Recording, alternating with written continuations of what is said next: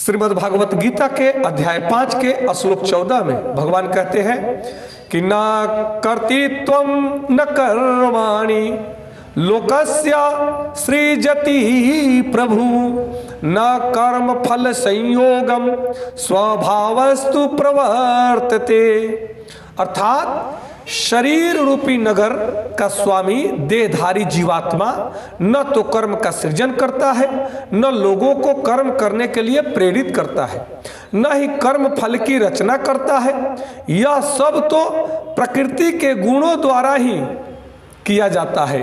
भगवान कहते हैं कि मनुष्य तो मात्र शरीरधारी जो मनुष्य है, जीवात्मा है, वह तो निमित्त मात्र है, परंतु वह ज्ञान के द्वारा त्रिगुण प्रकृति के तीनों गुणों के माध्यम से ही वह कार्य करता है, परंतु वह करता नहीं बल्कि प्रकृति के द्वारा कराया जाता है।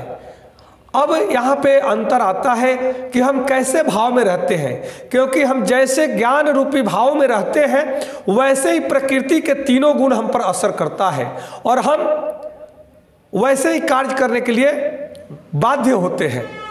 तीनों गुण अर्थात तमोगुण, रजोगुण और सत्वगुण।